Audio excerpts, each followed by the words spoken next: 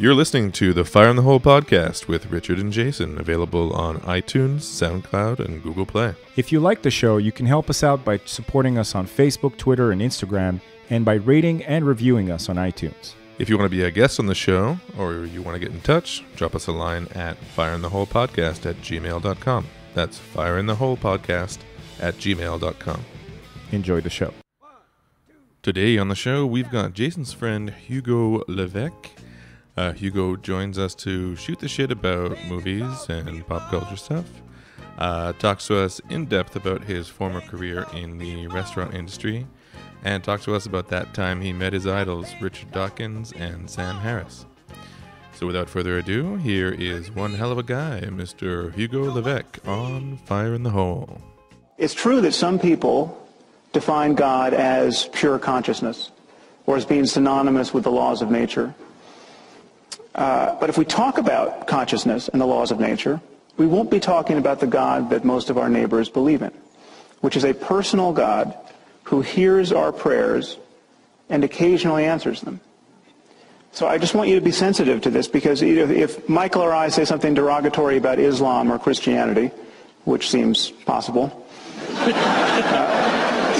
the response from the other side shouldn't mention quantum mechanics.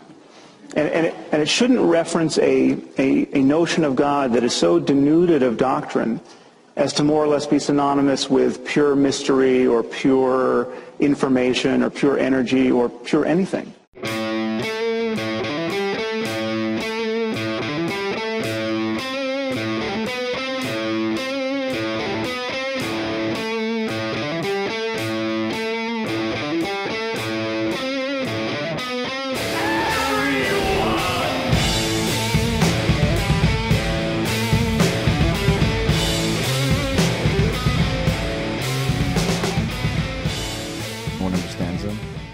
They collect junk and they sell it back to white people. And this is my favorite one. And they live in a van. And like, clearly they're Mexicans. Wait, this is Jawas? Yeah. How they're like little brown dudes that talk fast. Yeah. No, but the living in the van fucking killed me, because I immediately pictured that like sand crawler fucking dying. I was like, that's the best joke ever. How has no one made that joke yet? That's true. Because Star Wars has been fertile. Yeah, and it's not the first time that people use the material. I remember the first time I heard somebody fucking with the material from Star Wars, it was Clerks. I was in, ironically, well, unironically enough, I was in the video store, and I hear like there's a black and white movie that's playing in the back, and they're talking about Star Wars and how the third one is so tragic because all their contractors died trying to build that second star faster. Right. And then I'm like, what is this? Sorcery. Yeah, I forgot about that. That was a really good... That's the first bit of any of Kevin Smith's work I've ever heard. And I've more or less been a fan. Like, I don't like or love everything that he does, but... I find him to be a very, very interesting guy. A great storyteller. Yeah. I don't find him to be a very good filmmaker, but that's just my personal take on it. He's very hit and miss, and usually he hits when it's this little world that he created for himself. I feel he should have written a show. Like, I feel like not a sitcom, but one of those like Showtime or HBO or whatever, and like just keep that going, because a lot of his it's banter-based stuff. It's people having conversations when they're bored, sitting in front of the 7-Eleven or the IHOP or whatever. But in terms of story structures, there's never anything much that happens in his movies. You know, it's never really... Although Red State, I don't know if you saw that one. I did, and I was... was that any good? Well, the ending is funny. Like it's I don't know. Is it like a 3-act movie, like beginning, middle, and end? I don't know. Do we do spoilers on this show? Yeah, absolutely. Especially for movies that are over a decade old. I think we're good. Is it a decade old? Maybe it's several years. Like 7. Yeah, it's 8. Years. If it's more than 1 or 2, I think we're good. Essentially, it's like a weaponized version of the Westboro Baptist Church. Okay. And like, I mean, it kind of, the thing is that he's fucking with many genres.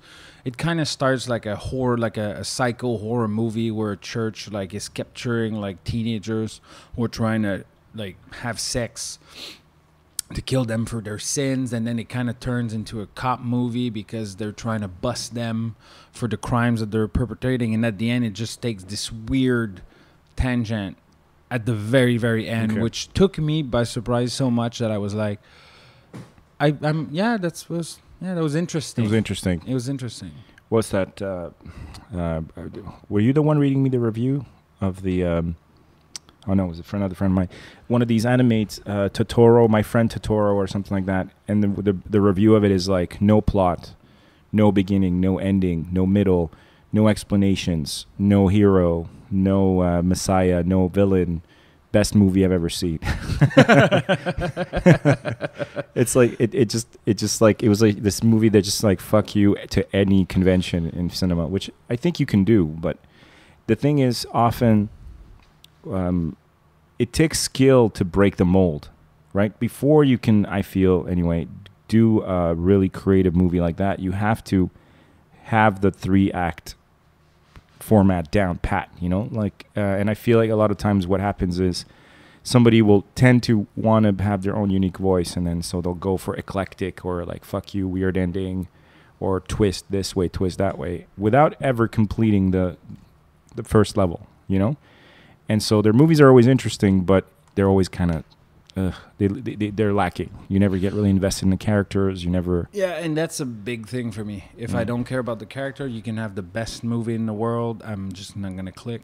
Yeah, I mean, you're just like, why am I here? Yeah, and you just killed everyone off. I don't care. And it gets into what I've always said, like that. There's great masterpiece that I've just hated, and there's garbage movies that I love, because at the end of the day, I can recognize like that. Requiem for a Dream is a good movie, but then again, I wouldn't give it the time of day. It took me 4 sittings to finish it the first time around.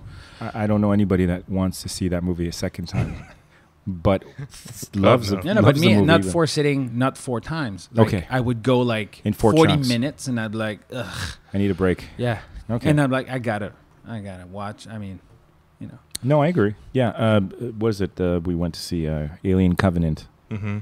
Was a perfect example of a movie coming from a guy who's a master, but tripped over the wires and kind of. He can't seem to just give us a plain 1, 2, 3. He can't get there. He gets caught up in his own, like, you can almost see him like by the moonlight, sort of, talking to himself and monologuing about how great this scene was and what it'll mean. And you're like, yeah, well, you forgot to let us get on board with you first, before you can take us to your magical. I don't know, place. man. I'm one of the rare people who like the one you did just before. So Prometheus. Yeah. Oh yeah, that's what you were saying. And the reason why I liked it is because Richard's like ducking under the table like a saloon guy in the 19th century. Is like, oh boy, oh no, here it comes. Just hear me out. All right. You're the guest. You get to do this. It's my expectations were so abysmal. I was expecting just a shit show of Prometheus. And then and then I'm like, why were you expecting a shit show? Because everybody shut it down like you guys did. Oh, okay. So you saw it after everyone. Oh yeah. Okay. Oh yeah. Because I didn't watch it at first because I like people like this is garbage, and at some point you get around to watching it. And I'm like, all right. That has in the past. I don't know for you, Richard, but that has worked for me sometimes. When everyone else has trashed it, you come in and you're like, hey, it wasn't that bad. And the opposite happens too. What's that Tom Cruise movie? It's based on a manga or an anime or something. It repeat like it's Groundhog Day. One tomorrow something. Edge of Tomorrow. Edge of Tomorrow. Mm. And good memory. People built up that movie for me. This is Hugo Levesque. I said my last name. Fuck it. We can't talk about work anymore. That's fine. They told you it was the shit. And I watched it, and I'm like, this is just Aliens meets Groundhog Day. It's all I couldn't. Which is a brilliant mix. You gotta admit. Come Dude, on, who would mix those two films? I'm just sick and tired of the Hive Queen alien. Oh, okay. Please, for the love of Christ, can we just not wrap this up with a bow every time? It's always the same. Like, we just need to find out one source. The one telepath hive mind thing that controls, we kill this and we wrap up the movie. Is that why you loved Covenant? Because David ended up being the source of all the alien creatures, even though that doesn't make sense? I think what I liked about it is it was just weird and, made kind of no sense. Okay. And it was supposed to tack on the alien mythos, but it doesn't. really. So I think that's what I liked about it. It was just like a weird movie kind of. Okay. I don't know. What's a movie that wasn't everyone predictable? Shed on. Huh? It wasn't predictable. Yeah. Which I'd actually. I'm sorry to cut you off. No, go for it. I'm so tired. Like, there's a period of my life where I was so tired of the 3-act movie that I got deep into Asian movies, like Polars from the 90s, like the old Sweet Arc and John Woo movies and all that before they came to America and tried to make it. Because the ending, you had no idea what was going to happen. That's true. Yeah. Like, and sometimes they would just like, it feel like they were like, let's make the most tragic fucking ending. Yeah, they love tragedy. Yeah. They love Koreans especially. It's like you just It's so twisted. oh my god. So that's why I went Oh my God. to it, because they don't have. That's the noise at the end of a Korean tragedy. Yeah, I see what you mean. But they'll also do like comical things. I just got it. The Need to take a shower afterwards. it's the whimper. Yeah. Okay, so you got tired of the Gennaro plots, and so and you went to Asian film. And I mean, I'll watch like regular movies, and I'll know they'll finish well, and it'll be. But at some point, I think that's maybe why I liked Alien Covenant, because it's kind of this weird. Yeah, I'm trying ending to, at the end. That working makes really no hard sense. to remember. And like, why does the girl that plays Charlize Theron? Why don't you run sideways, you dumb bitch? Oh yeah, Kind of like it's just like what is? Yeah, that was in Prometheus, right? Yeah. That's what those are the scenes to me that are amazing, because knowing the size of the budget, I know how many people must have been on that set. I know how many nobody said anything. How many people were the set? How many people were in the writing room at the time, right, where this is being read, and then again the script gets cracked open for the art direction, and then somebody's going like, okay, so and then we're gonna roll it this way, and because it's visually stunning, it just doesn't make any sense. Yeah, right. So it's like almost like you have different teams that are writing stuff that looks really cool and stuff that makes sense, and they don't talk to each other. Not one person is like, wait a second, dude, you could just go side. Yeah. Shh. Either of them. We're so happy to be here, Mr. Scott. Yeah. Please. It's an honor working with you. Yeah. Can you?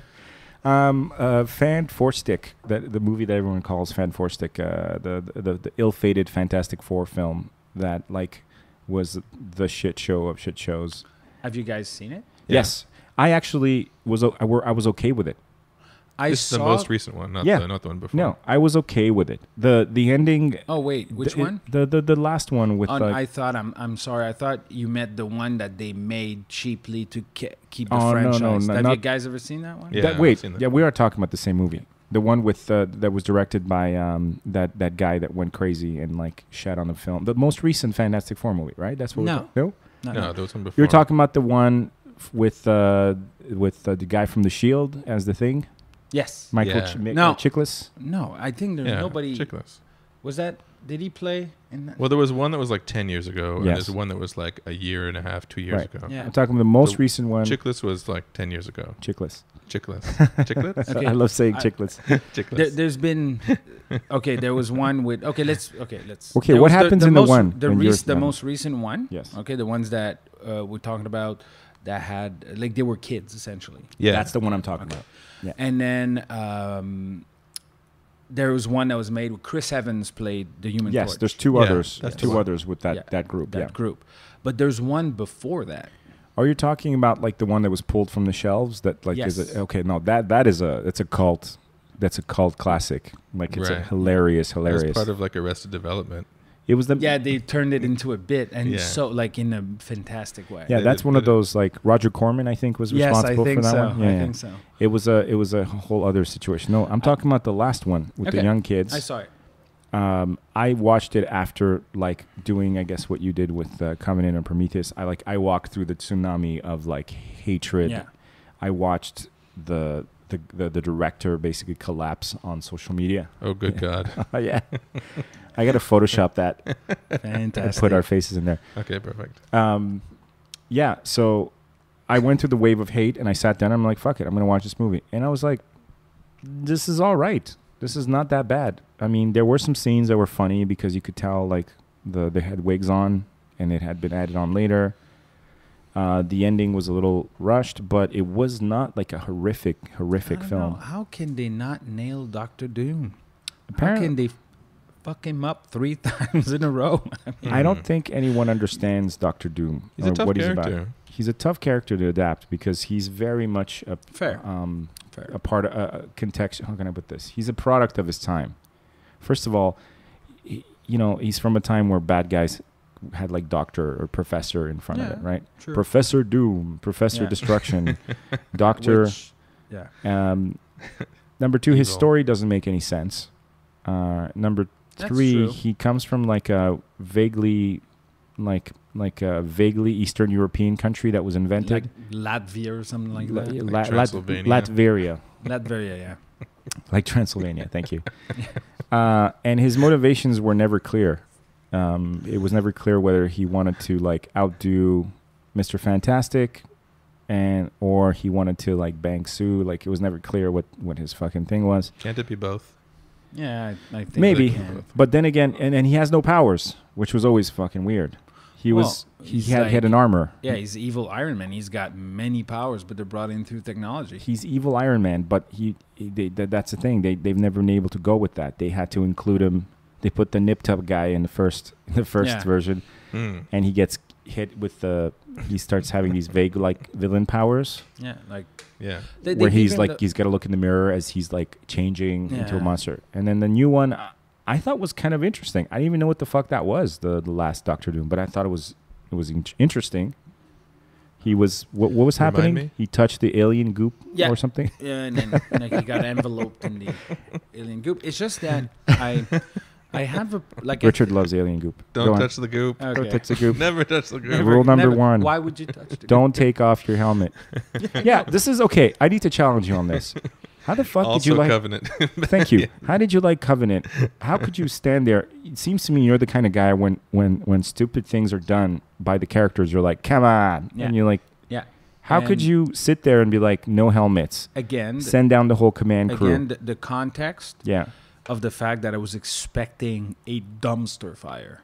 Mm-hmm. And you know what I liked the most in Covenant? It was the visual signature. I thought it just looked beautiful. Oh, that's never been the problem. Yeah. The Prometheus was gorgeous too. I'm sorry. I didn't see Covenant. You haven't seen Covenant? No, oh, okay. We're confused. I'm only talking about Prometheus. Oh, okay. Okay, we were shitting on Covenant. Well, it looks like it's going to be the same experience for me. But a little bit worse. Yes. But what's going to shock you is you're going to be watching Covenant and you're going to remember all the criticisms that were levied at Prometheus, and you're going to be like, at least I can count on the movie, this one not having... Wait, they just did that again? They doubled down. They just doubled down? How did they miss this? Is this just arrogance now? Is this just being obstinate? Because you're like, fuck the fans? Like, at this point, this has got to be just... When I care about a movie, to begin with, I'm very critical of whether they're going to have some sort of logic behind it. And sci-fi has always been a big struggle because...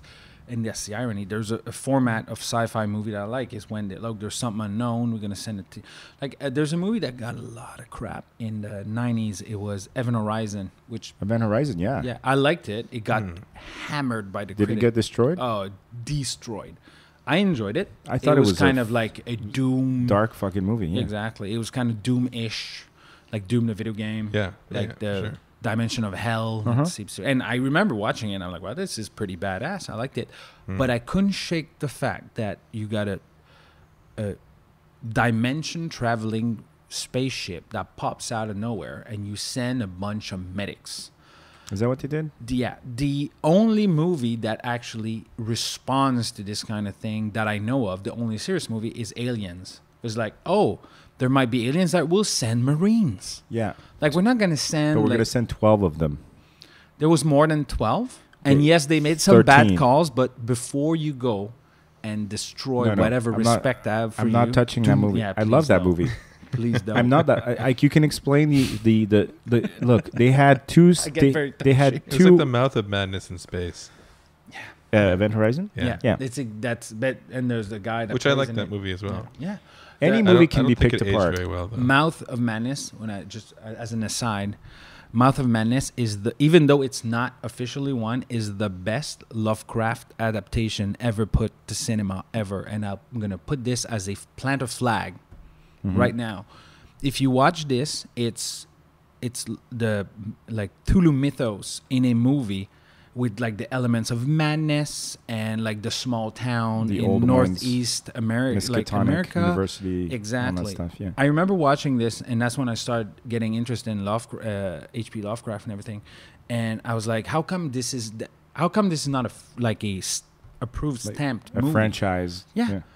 And to this day, it still holds together. I watched it a couple of years ago, and I liked it. I don't and I'm sorry understand. I cut you off. What were you going to say about aliens? I was going to say you can pick any movie apart, really, but yes, that's true as well. There's a difference between going, why were there only like 20 Marines on that ship with 700 guns and 8,000 dropships? But that's more of an intellectual conversation where you're having fun. That's not a question you're asking because the movie doesn't work, right? That's a question because you're asking because you're like, hey, I love this movie so much. Why did everyone have short hair? That type of thing, right? But when it comes to Prometheus, the questions and things like that come up about it are more like they stop the story. They stop you dead. You're like, I can't enjoy this because this is so dumb. I agree. But I agree. Like the two scared geologists in the cave that are like scared shitless, and then they see a weird snake and they take off their shit and pet it. I'm like, really? He was gonna if it cobra. Yeah, exactly. If it didn't attack him immediately, he was gonna start deep throating it at some point. Yeah, you know, it was only a matter of time. It's just a matter of time. He's gonna start deep throating it. Then the map guy gets lost after giving an expose on how like okay he is, and he's angry the whole time for some reason. We don't know why he's angry. And so forth and so on. So these are like fundamentally problematic to the enjoyment of the film rather than why did they make that artistic choice? Oh, that was weird. Yeah. But about the Lovecraft, the Cthulhu mythos is, I don't understand. I never pronounced it correctly. I didn't for the longest time. I never understood why it's not a bigger deal. I think Guillermo del Toro has been trying to don't get me started with this. He was supposed to do the actual Mouth of Madness. Mouth of Madness or Mountains of Madness when they go to Antarctica and stuff, which to me was like, please. That's the Mecca story of the entire. Yeah. Oh my god. That's the and good it's stuff. not even the Cthulhu one. It's just part of the mythos. Yeah. And for the longest time, like it was on board, off board, on board, off board. It died in development, yeah. Yeah, like it was like in development hell for the longest time, and now it's just dead in the water. It's not going to happen because he said, I don't see how I can make a big tentpole movie with that tough of an ending and make it appealing to people. So that's a fair point. Americans don't like they don't like sad endings. Yeah. They don't like it. Or there's a type of movie that gets to be sad, but that's that type of like, it's got to be a movie about civil rights or the first gay pilot or whatever. It's got to be one of those stories, right? Where you get to do like, all I wanted to do was love this country, and like one of those. Yeah. But in their tentpole American chips and popcorn, if you fucking end that shit on the... He sacrificed himself for his love for his country. If you end it on the sour note, like, no one's going to come and see your movie. They literally, like, running out of the theater, the premiere people will be like, it ends badly. When they do screen testing, they make you change the ending. Yeah. Yeah. Kevin Smith had to do that. Everybody.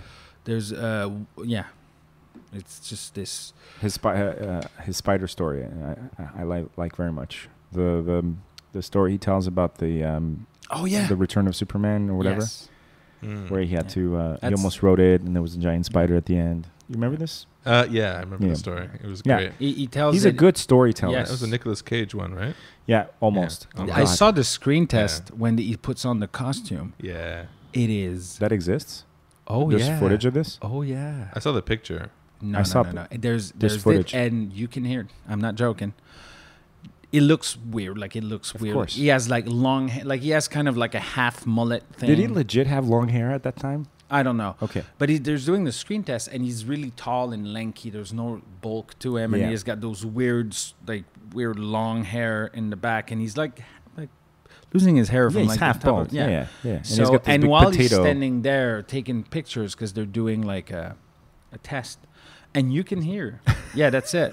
That's it. And you can hear. Look, what the hell is that a wax doll? That can't be him. I don't know. But there's like, why the V-neck? Yeah, Superman? the V-neck makes it. The V-neck makes me very uncomfortable too. And Jesus. in the screen test that they do, the makeup test that they do, you can hear Nicolas Cage say, but it's going to look better on screen, right? Oh, God. What the fuck is this? I don't know. So for those listening, I just moved in on the costume, and they seem to have been like between eliminating the red underwear and keeping it. So there's just this like this like ball sack of red. Jesus Christ! This would have been the probably celebrated, a la The Room. You know, like cult style. This would have been one of the worst movies ever made. I'm almost sorry. See, we lament movies like Mountains of Madness falling apart in development, but or other times, Jodorowsky's Dune would have been. I think it would have been a movie that perplexed like a generation. I still want to see that. Though. Everyone wants to see it, but it's one of those things where you know it's going to be terrible and long, but it's going to be beautiful and weird, and that's Jodorowsky. You know, the shitty thing about. I'll tell you my real reason. I don't know. I don't think I told Richard about this. The real reason that I despise Prometheus less so than Covenant. I hate Covenant. I really do. I fucking hate Covenant. I'll tell you why. I hated it even before I saw it. Oh my God, that's the footage. Yes. Oh my God, what is that? I'm talking about. What was that pose? Okay, I got to watch that after. For those listening at home, it's the Nicolas Cage footage with the Superman outfit the makeup on. test. Oh my God, it's mental.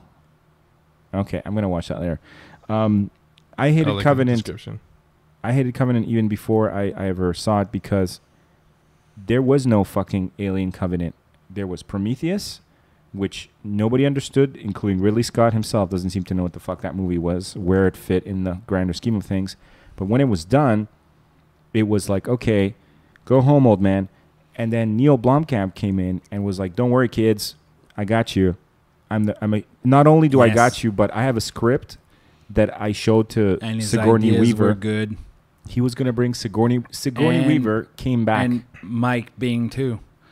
Michael Biehn was going to come back with a missing an eye. Corporal Hicks was probably going to be like an admiral by then. They would have been badass beyond. Okay. So keep that image in mind of all those like development, those like drawings of what that movie could have been, and remind yourself as you're watching Covenant that this is the movie that fucked that movie, and we'll never see Neil Blomkamp's vision because of this piece of shit. Because the moment Neil Blomkamp started working on it, and stirring up attention, people were super excited. Everyone wanted to see it, and Scott put his shriveled up dick into it and ruined his. You know, he's like, "No, it's mine. Typical fucking stupidity. Well, like Lucas did with the late Star Wars work. Yeah. Although they were asking him to be involved because he owned everything, right? They couldn't do it without we're him. talking about episode 1, 2, 3. It was not involved in the current ones. Was he? Wait, we're talking about the prequels now? Yeah. He was involved in the prequels. Yeah. But he was involved in the original ones too. Yes, I'm talking about because I think that Lucas and Scott are similar in that way, that they had this legacy that they could not let go of. I think it's Brian De Palma that said that the worst thing that ever happened to George Lucas is Star Wars, because he became so obsessed with that one universe. Yeah, he got lost in there. Couldn't let it go. Yeah. Controlled it for many years, wouldn't let anybody touch it. And then when he finally touched it to do 1, 2, 3, he kind of did this. Well, I mean, we all seen the movies. Show. Yeah. And but Luke, I don't see that problem with Scott. I see Scott differently. He got to let go of Blade Runner and Alien and go out and make a bunch of new movies and had success too. Fair. G.I. Jane, Gladiator, you name it. Didn't he do Black Hawk Down? Black Hawk Down. Amazing. Was that him? Yeah. I think so. Yeah. He got to. He did one recently that I liked. One of his latest. The Martian. Yes, I like that. Yeah, so he's had another, but now his problem is actually reversed to George Lucas. Is he doesn't have in his mind anyway. Reverse George. He doesn't have his Star Wars. He thinks that he never finished his Alien masterpiece, and he kind of feels raw about having pimped it out and let other people license it and drag it through the shit, like Alien versus Predator. So he's kind of clinging on. So he's like, I can see him in his tower, you know, like, oh, I gotta finish my legacy, and he's moving papers around, and and it's all gonna fit. It's all gonna fit. Pretend that one didn't exist. Yeah, and he's just making these movies, and I don't think he's 100% in his right mind. I don't think so, anyway. Mm-hmm. And anyways, I don't think he's doing them for the wrong reasons. He shouldn't have brought. So yeah, so that's my beef with that movie. Is I wanted to see Blomkamp's fucking vision of it. It would have been so great. Well, the minute they said they were bringing back Corporal Hicks, I was like, do it. Right? Remember Aliens 3 when it opens and you're like, and Newt and Hicks died. You're like, what? Yes, that to me, that was it. I watched Alien 3 and then they kill, like this, just start over. I'm like, why? What? How? Why? Why was that? Not, you don't tell me you couldn't get Michael Biehn. I know he was available. I know he was available. He was. I've watched every piece of like commentary for these movies. So what the fuck happened? So this is what happened is that he wanted to be on board like there's no tomorrow, because he liked working on the franchise and everything. But when they kept redoing the script, he got written out, and he was so mad. He wouldn't even use. If you look at Alien 3. You don't see his likeness in the movie. That's not an accident, because not that he said, I like purge me don't want from to the whole be, thing. I don't care how much money you give me. You're not putting my face on this garbage. I thought that we had some going on. So did the rest of the world. Yeah. But except for Fox. I don't understand that. And, I really don't. And people are like, oh yeah, but what would have happened if it would have been there on the prison? That wouldn't have been the same. It would have been awesome for him to whip a bunch of stupid, like crazy inmates into a fighting force. Tell me that wouldn't be a badass movie. Pretty good. That's pretty good. And they're all crazy, and he has to wrangle them up, and like they're going off the rails. That would have sold itself. So there's something wrong with me, because the minute you're like, what if Hicks survives? He's the one that gets raped. I'm just like, this is where my mind goes.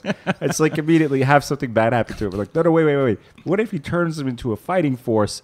And they all protect Newt, and suddenly they redeem themselves while fighting these monsters. They're like, that's a way better story.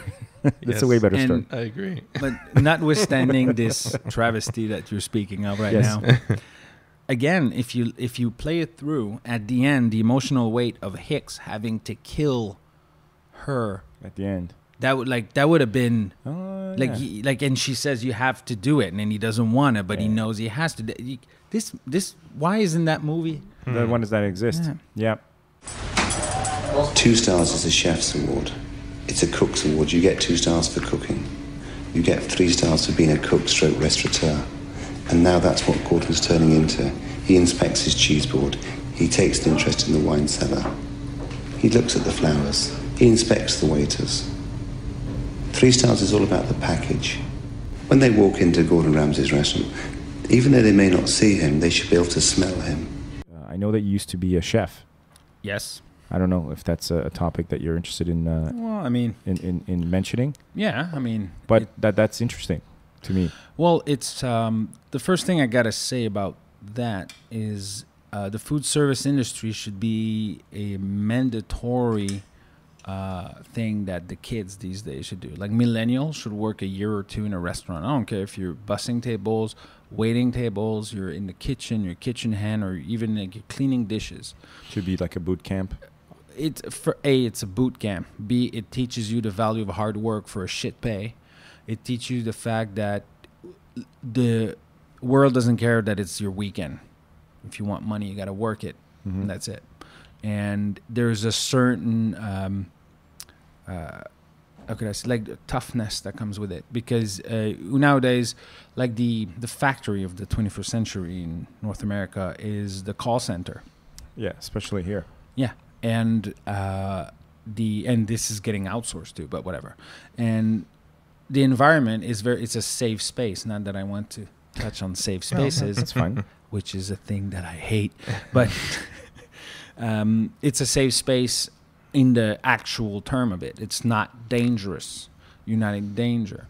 People, when you think about people that are on workers' disability and stuff like that, they think of like, oh, you fell off a building working constructions. But the most accidents that happen, more than any other business is in the food service industry, in the kitchen. You get cut, you get burned all the time. But there's kind of it's not an omerta, but it's kind of like, I'll give you an example. Like, listeners at home won't see, but here, like, I have a scar on my left index. I drove my chef knife down to my bone one time because I'd been working for 12 hours and I couldn't see straight. And you don't take breaks. There's no breaks unless you're a smoker. And legit, people would start smoking just to get breaks. I'm not joking. It's funny, but I'm not joking. Yeah. And I finished my shift. I took a popsicle stick and I taped it with some gauze and tape. And I finished my shift. And the next day I was at work because when I cut it and the chef was helping me fix it up, he was looking at me and I could tell in his eyes, you better not pussy out on me. You better not fucking start like going on CSST and stuff. Because you don't do that. The minute you do that, you're dead. I was working with a woman that did it, and her career fell flat. Just because she went on workers' compensation? Yes, just because she got hurt. And she got because there's a bit of a code inside. There's not a bit of a code. There is a definite code. And if you break that code, which means if you get hurt and you pussy out, I mean, don't look for references here. Wow. Like, we will make your life hell until you quit and find something else. Even if you, like, chop 2 of your fingers off. Dude, I never bled that much in my life.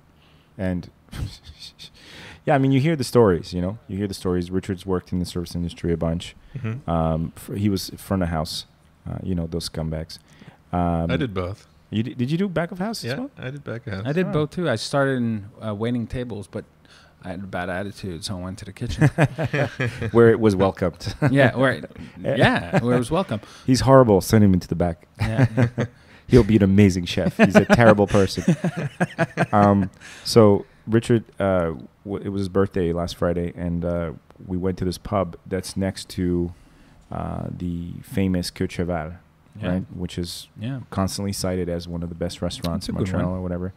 And I got there too early, so I just sat down on the curb, and I was like marveling at this place and watching all the Lamborghinis and the Mercedes sort of being valeted.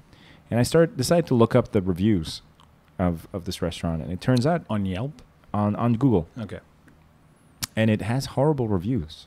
Out of every fourth review is horrific, and one of them specifically that keeps coming back is how apparently the chef is a lunatic.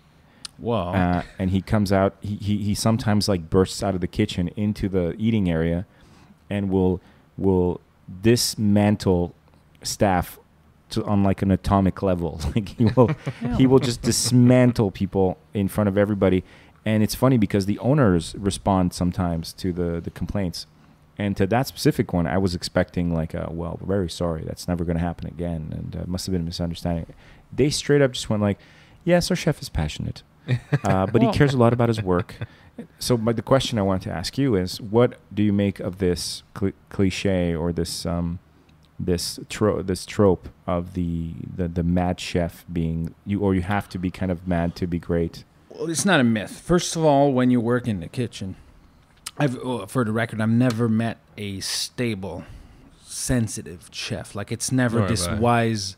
It's not a thing. Yeah, no, it's not like you're not working for Yoda there. It's just madness. I could tell you stories. Some of them didn't happen to me.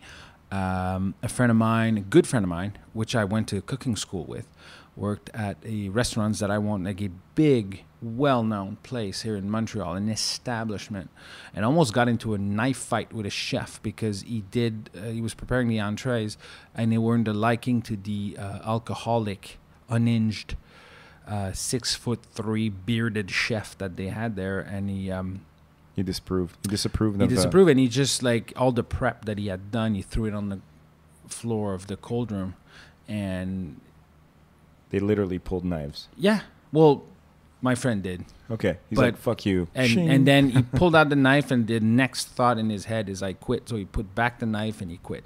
Okay, but you see this as a normal outcome? Well, it depends of that environment. It depends. There's a difference. It's not normal for human beings to act that way, but it is typical of the industry. And it's just, if you work 12 hours, you never see your kids, you're surrounded by booze, you're going to be an alcoholic piece of shit. guess so. Yes, that adds up. Yeah, I've worked in places. It was a great chef. He was a chef when he was 23 years old. Like, he was running a kitchen, and he was running it well. But the guy is just crazy. I mean, when I was working for him, that's the guy when I cut my finger. He was a great chef. And he was actually the craziest one. That's the weird part. But, I mean, he was cheating on his wife with the staff. He was like he was drunk. He was the whole package. Yeah. Okay. He's just And do you see this as like, I mean, because some part of me accepts that there needs to be a kind of fascist regime in a kitchen simply by the virtue of the fact that if you let it slip, and the kind of people that tend to wander into kitchen work, I mean, you're feeding people, you're giving people food, right? They're going to be eating it. So you kind of want to have a regime of discipline and military-like. The first thing is the urgency. You don't have time to do HR shit when you're in the kitchen. Like, could you just move things along? No, you're going to get an insult, and you better fucking move along. That's what you're going to get. You get 100 covers to do. Fucking roll. Move. Exactly. Okay. And the thing is that, first of all, the feeling of emergency is constant, so you don't have time for HR bullshit. And very rarely do kitchen staff get unionized because of that. Because once the union gets in, it's not profitable. Like, you can't have the food starts to suck. Complain about you. Like, instead of doing what you're supposed to do, the chef is like, his hands are tied, and that's the thing. This is the metaphor of how sausage is made. Like, people say, "Oh, why does it have to be?" Because you won't pay more. Like, restaurants are cheap for what it costs. People, like most restaurants, go out of business within a year. A profitable restaurant, there's exceptions. People are always going to be like, "Oh, what about this restaurant?" There's exceptions. But as a rule of thumb, a restaurant will make about 5% profit at the end of its year. That's it. Yeah. So, wow. And a lot of them just break even. Even though they might be super and people fancy. say, how come? The people don't think everything that comes into play. You got to buy like plates, and people break plates, and then you got to change your plates, and then cutlery, and then the wine. Let me give you an example. I walk to work in front of Le Toquet. It's one of the best table in town. Considered one of the best, yeah. And people don't realize. I noticed this because I used to work in that field. But every other day or so, there's a guy cleaning those gigantic windows in front of it. Because you can't be Le Toquet and have dirty-ass windows. That's not happening, yeah. So that's money out of your pocket. And people don't think about that. Oh, how expensive can it be? It's just a bit of food.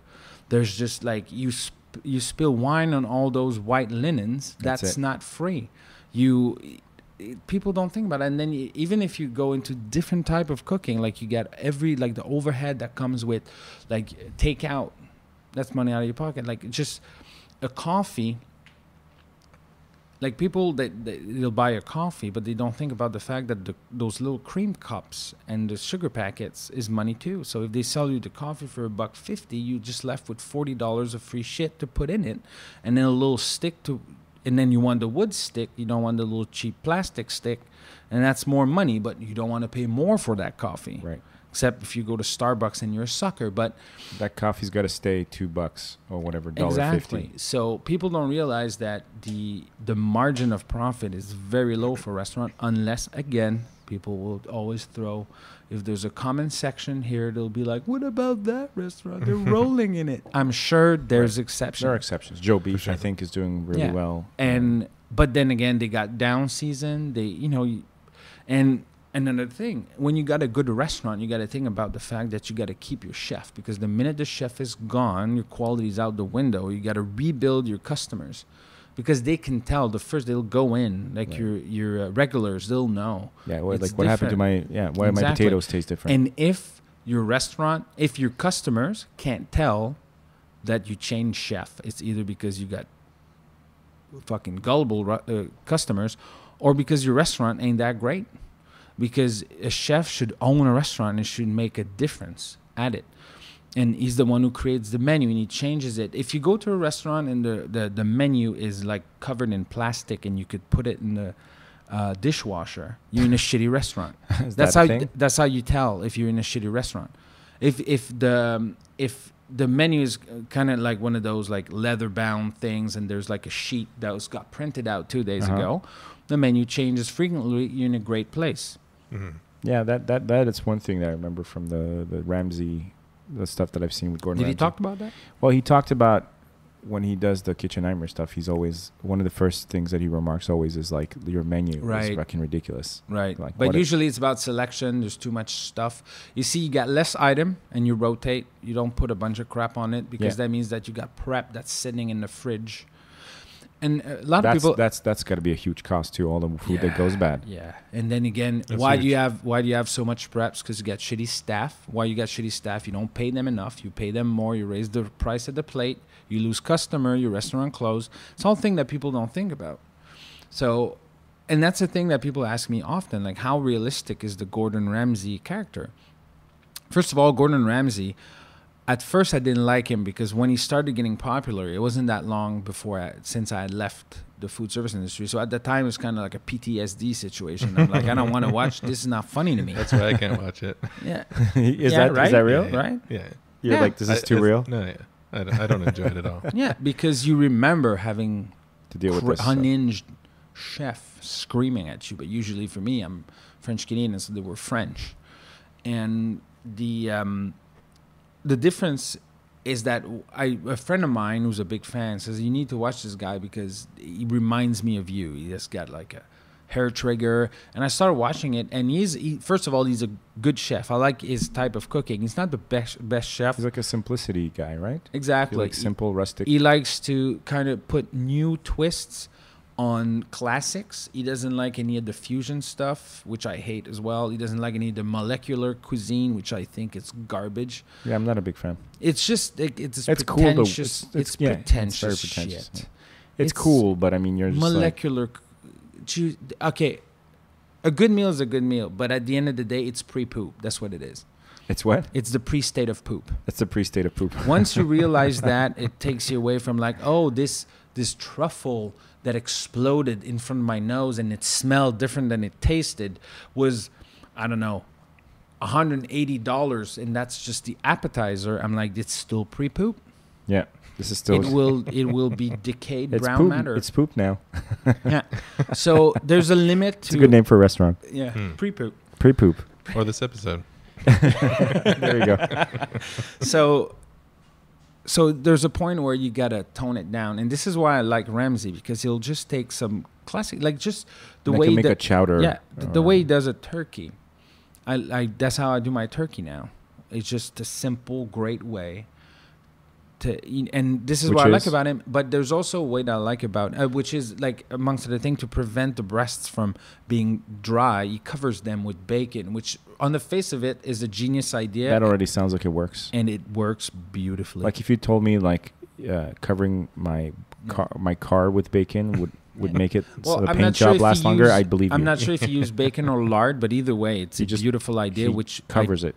Yes. Well, just if you look it up, that recipe's online. You can find it anywhere. Mm-hmm. It's one of his classics, and it's just I do it, and it's great. But the way he does, of course, it's they're playing up when they're doing the show, and which one? There's one that he goes visits the restaurant, and then there's one that he has his own restaurants. He's got the learning restaurant, which is Kitchen Nightmare. Yeah, Kitchen Nightmare is where he weeds out the guys, right? That one I love that one. Hell's Kitchen is the one where he yells at the students or whatever at the new I like Kitchen Nightmare where he goes and flip a business up, because that's where you see the kind of guy and what he cares about and what he mentions and the details. Like that guy sees everything. He does. He sees everything, and when he yells at people, and this is something that I really like about Gordon Ramsay, and I believe in as far as management goes, is that there's a saying that goes, it's easier to build great people than to fix them. But Gordon Ramsay has a loophole. He breaks them down to the smallest Lego blocks and then builds them back up. But it's not pretty. You have to say, you fucking suck. You're an idiot sandwich. He's catching you up on all the shit you should have gotten and years then you ago. break down emotionally, and then he says, all right, let's start over. Because he runs into a resistance a lot of the time. They're like, no, this is the way to do it. And he's like, no, that is not. It's You're like a piece of shit calcified. for thinking that. Yeah. And he doesn't have time to baby step you through it. Well, not only does he not have time, a good cry and then come back, and I'll and teach if you don't come back, then exactly. But let me tell you something. When you worked in the food service industry, it works. When your chef breaks you down, when you're back up, you're ready for war. You're like, all right, let's do this. Or you don't, or you leave. Or you leave. That never happened to me. Well, not exactly. I walked out on jobs, but not because of a bad rush or something like that. For people that never worked in the food industry, rush is when all the clients shows up at the same time. And when you work as a chef or as a cook or whatever, the rush, a good rush, is something you don't forget. I still remember, that was over a decade ago. I still remember specific days when just you get clients, tables just filling up, but you're nailing it. All the plates are coming out and you're completely under control. You're in the zone, like a Zen moment. I have vivid memories right now of moments, rushes that just went smoothly, and you know you're in the zone, and it's great. And it's rare. Usually it's just like a tsunami of bullshit, and you're just trying to make it out alive. And that's the business. But when a good rush, you don't forget that. Why is it that food never comes out? Like, why is it so hard to get the food fuck out of the kitchen? What do you mean? Well, like, this seems to be like a common thing where you have to wait for your food. You wait for your food. Sometimes you see a restaurant that's got like maybe 20 tables. There's like 4 or 5 people in the kitchen, constantly just like moving back and forth. But it takes time to move out the food. Like, this is always a thing with the waiting. What is that? It's the first of the 3 elements, which I've always found were the good waiter is very important. The front of house, yeah. Yeah. Setting the expectations. Exactly.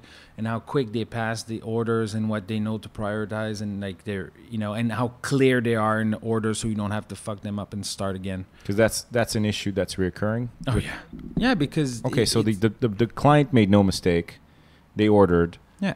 But the fucking dude or chick. Yeah, I didn't know how to work the cash or kind of fiddle around. It's the first thing. It's if you got good staff in the dining room, you're not gonna get that. But if you have bad staff, when I was a shitty waiter, and I was shitty at it because that's one of my things. Like, I didn't know how to prioritize my tables, and that's one element that I know less of because I've only did it for a couple of years. But you waited, right, Richard? Yeah. And would you agree with his assessment? Yeah, absolutely. I mean, you need to be coordinated with the back of the house. Yeah. Right? Like, you need to go and take the order at the right time. You need to make sure that you're not leaving food that's ready to go under the hot plate for too long. Pick up your plates. You got to make sure that you've cleared the plates in time to be able to bring the next course. Like, it's all a question of timing and coordination. It's like a ballet, and you need good staff. And in the back, it's the same thing. You also need good staff that know what they're doing. That's the second element, is the staff in the kitchen. What kind of staff do you have there? Are they on the ball? Like, do they know how to prioritize stuff? Do they know how to, like, do you have enough staff? Do you have too much staff? Because that can happen. That can happen. So everyone's just like smashing into each other. Yeah, it's rare, but it happens. 3 people show up with the same prep, and you're like, I mean, like, you do if you're cooking dinner for yourself at home, and there's a few different components that all need to be done at the same time, so that they're all hot and they're like not overcooked and stuff. Already that can be like a, at a certain point, especially if you have guests over or whatever, or kids. It's like running a bit of a kitchen, a tiny little bit of a restaurant. So imagine that times 100. Yeah. Right? Like, you have like all these different components that all need to be ready all at the same time. And you're like, oh, I got everything ready, but now, oh shit, the French fries didn't get cooked. Or they overcooked and you have like steak. the whole plate is... Yeah, and that's it. Is waste a big part of the cost? Oh, yes. I just finished the thought earlier. Sorry. Another big element is the quality of the prep. Like, how ready are you to get clients? And did you just get a huge wave of clients that fucked up your entire prep? Now you started from scratch? The prep now, just to be clear, is the plates where like all of the elements that can be put out right away? Or well, let's just say that you have one of the things you have on your menu. I don't know. I'm gonna use some French expression. Go for it. You have, I don't know, like a certain vegetable that you, and if you cook it from scratch, it's going to take too long. So what you have is tu blanchis tes légumes, which to kind of half. Yeah, blanch it, yeah. Blanch it, yeah. Actually, most of the vocabulary in cooking, even in English, it's just is the French. translated, yeah. And so that's what blanching is pre essentially. Okay. Essentially, it's that you just borderline, you just have to heat them back up, essentially. So just say it's like green beans. You can't have fully cooked green beans because then you're going to be serving mash. So you have tu fais blanchir. Yeah, so they're ready to go. So all you have to do is then you either steam it or boil it right back down just a few seconds. They're like super good. It pops the green back up. You get some butter on there, salt and pepper. You pop it in whatever salmon, whatever you're doing it. But if you ran out of, si t'as pas blanchi tes fèves, or you ran out, you didn't do enough, then what are you going to do? You have to start from scratch. Right. You just held out that and you have whole 5 table. people asking for that dish. So then you have 2 options. You either serve them not at the same time, or you hold back the whole table. It's all thing you got to calculate all the time.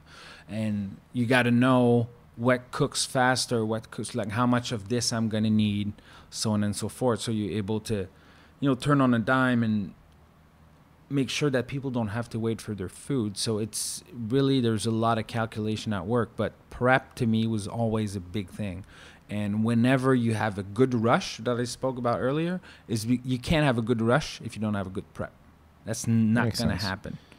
Yeah, because but if you have good prep and you get a bunch of tables that fill up, you can handle it, and your staff's on the ball, and the grill is hot, and you just got, and it just plates coming out. That's awesome. But about waste is a huge issue, because that's when the margin of profit goes. If you're wasting food, that's that 5% I spoke about earlier, that where the profit, that's where it starts chipping up. It eats up that 5%. Well, yeah. There's only so much you can feed to your staff. Well, usually it's shitty. Let me give you an idea. You're the guy that's washing the dishes might help out in the kitchen, and he might peel the potatoes. Let's just say he's peeling potatoes, and because that's something super basic, but it's just some kid. You pay him next to nothing, and he peels the potato with a potato knife, and essentially you come out with a bunch of like rectangles, because he's not peeling off so much, he's cutting.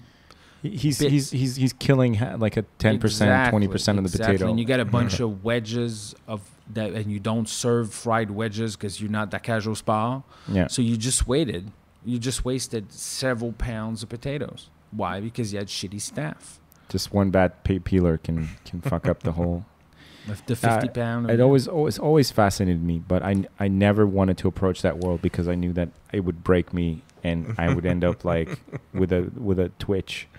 Yeah, it was always entertaining to see some people who would just crack under the pressure, like the first rush. You bring in some like new busboy or something, and the first time that you were in the shit, you could tell, you could separate people who could take the pressure it's and who war. couldn't take it. Yeah. It is, yeah, absolutely. There's a reason why there's so many parallels, right? Yeah. There's a war. And people are really busy, and they're also really bored, right? At the same time. What do you mean? Like there's not a lot to do aside from like serving the tables, but then also just torturing the staff. Yeah. So there's some long nights. Yeah. But what's cool is that like after the rush is finished, like no matter how much yelling there was, or calling each other's mothers names, everybody's friends afterwards. Well, yeah, like it's forgotten. It's PTSD, or it's what do you call it? There's a name for it, and they talk about it with GIs, where they bond over like a firefight. Yeah. And they were in the shit together, and they survived. Absolutely. You must walk out with a certain sense of accomplishment at the end of a. Well, it depends on the day. I've came out of certain days where, like, I remember the first time I did a hard 12-hour, like nonstop 12-hour. I remember, this is not even exaggerating. I walked out, like at some point the chef saw me and I was just zombified at that point. It's like, you got enough, like you need to go home. Get out of here. Yeah. So I remember I sat in my car and I forgot, like my car wasn't starting. I forgot my keys were in my pocket. Like I unlocked the car and put my keys back in my pocket and I sat in my car and I'm like, what's going on? Like I was just zoned out. I like, oh, shit. You probably shouldn't be driving at that point anyways. Yeah. And I went home and I tried to twist cap a bottle of Heineken, which is not a twist cap, and I opened my hand with it. Oh, nice. Yeah, and then so I was so exhausted, I sat in front of the TV with a handful of blood and a closed Heineken in the other hand. And my roommate, who's also working in another restaurant, walked in and looked at me and says, rough day, huh? Rough day. Because he knew exactly. You're just sitting there like... too bummed out and lazy to go get a bottle opener or some gauze. Yeah, no, that can be pretty hardcore. But I just think about, like, I guess the dream situation is like you had this hardcore rush, you survived it with your crew, they all went home, somebody's mopping, and then you have yourself a little espresso or whatever at one of the tables. Not espresso. No? No, well, it depends. Maybe, like, I worked a lot. Most of what I worked was there's two shifts. There's a day shift, was kind of marathon, and then there's a night shift. It's kind of a sprint. When you do the dinner, it's one meal, several courses, more complicated. The variety of stuff that you have, and it's like everything is much more complicated. If you just get into red meats, how people want them cooked, that's another thing that's a big problem. That's a motherfucker. Yeah. I would never open a steakhouse for that reason. And it's such a... It depends where. If you're in a shit place, everybody's going to ask for a shit way to cook it. Like, so well done? Yeah. I feel like well done is bullshit. When people would ask, like, filet mignon, well done, I'm like, just get a hamburger, you horse's ass. Yeah. You just come out with like a blowtorch in one hand and a piece of steak. What are you doing to this beef? It died for a reason and you're wasting it. You're disrespecting the animal. Yeah, exactly. So, but I did, most of what I did was the early shift. So you do 2 meals that are less complicated. So longer hours, but it's less intense. It's marathon. Mm-hmm. And so at the end of that, you know, like I wouldn't necessarily start drinking at 3 p.m. But at night, when you do the dinner shift, after that, you certainly have a drink and you kind of, you know, and this is something... It's quiet, like you'd stay in the kitchen. And then this was one of my funny things that I liked. I didn't like working the evenings much, but I did it. And sometimes you always get like regulars or whatever. They're trying to kind of introduce themselves, like they want to come and chill with the staff. Okay. In the kitchen, and it's very territorial. Like, I mean, we barely let the waiters come in and get the plates. It's like that's a faux pas, right? If you're a waiter to linger in the kitchen, to fuck around in the. Well, it's so not so much of a faux pas as you're not gonna be light and. Yeah, it may affect how quickly you get your plates, and then if I don't give you your plates quick, you get shitty tips. So you better get the fuck out of my kitchen. Yeah, that sound familiar? yeah, for sure. Okay, so there's a bit of a war that goes on between the front and the back, bit? right? Yeah, a bit. Yeah. So this is like, and I feel like this is engineering and like the bridge crew, and like fucking yelling at each other back and forth. Kind of. But you were saying, talk about the people coming to hang out? You're there, and because there's some people, like there's some like friends of the staff. Right. Like, they'll come at the end because they know, but sometimes it's just like people that linger into your restaurant until like, I don't know, like 10:45. And they're just chilling. And they think they can like, chill with, I'm like, dude, you haven't paid your dues. Yeah. You haven't earned yours. Get the fuck out the kitchen. You've been sitting on that coffee for two hours. Exactly. Get out of here. Get out of here. We're working here. Yeah. But sometimes it's a weird thing because sometimes you have people like there's one time where I wasn't there, but there was the chef told me about a couple of nights before where it was oyster season and there's 2 guys that came in and just decided to have a oyster eating contest. Like all the oysters. Yes, bring me all the oysters you have. And at the end of the day, you know, like this, like sometimes they'll invite the chef at the table or something to have a drink with them. You know, that happens, but it's usually the way around. And I remember, again, I'm not going to name him, but he hated when, like, clients would thought they were important. They would call the chef at the table to thank him for the meal and shit. They hate that because it's like the equivalent of asking, like, you know, when, I don't know, you like your nephew in a Christmas party, okay, so do that thing that you do. Right. Put on the little sailor suit. Exactly. I feel like it's even worse. Stop me if I'm off here, but I feel like it's like somebody coming in while you're fucking and be like, can you come out and take out the garbage? And you're like, but I'm fucking though. Yeah. I'm in the middle of. I'm in the middle of. Kind of. It's also like, oh, I'm out of breath. You're. I'm This is not pretty. I'm a little angry. It's like if somebody like if you're hosting someone in your home and you just cook them a meal and then they ask you to do a little dance. Yeah, no, my mother used to do this to me my whole childhood because she couldn't get over how smart I was, and I'm not that smart. But God bless her. You don't need to tell me. So she would she would parade me in front of, like, do that little dance you do. Yeah. You know, like, since I was the age of 3. And yeah, and if you're a grown man working in a restaurant and then like these two assholes want you to come out and make them feel special, because it's not even about thanking you. They want everyone else to see them Having the chef come to their table. Having Exactly. a- That's exactly. And it's exactly your what it's house. about. Yeah. Right. That's exactly. Look, I'm That's- special. I'm special, I'm in with the chef, which begs the question, what's that whole thing with the chef's table? Because I've heard of this as a concept in certain restaurants, that sometimes there's a table wedged in the back in the kitchen or near the kitchen, and people can get the special chef's table where they get to sit near the greatness, quote unquote, and watch the master Well, I've work. never seen it. If it exists, if it's a thing, I've never seen You've never seen this before? And I worked not in the greatest restaurants, but I've worked in some decent establishments, and I've never seen that. And you wouldn't want that either. Yeah, that sounds like a horrible idea. That's why I was like, what the fuck? Why would any chef agree to this? But there seems to be like, there's this place on the plaza now that's really well regarded, run by a guy who used to work at Taki. I don't know his name, but he apparently is one of Canada's best chefs.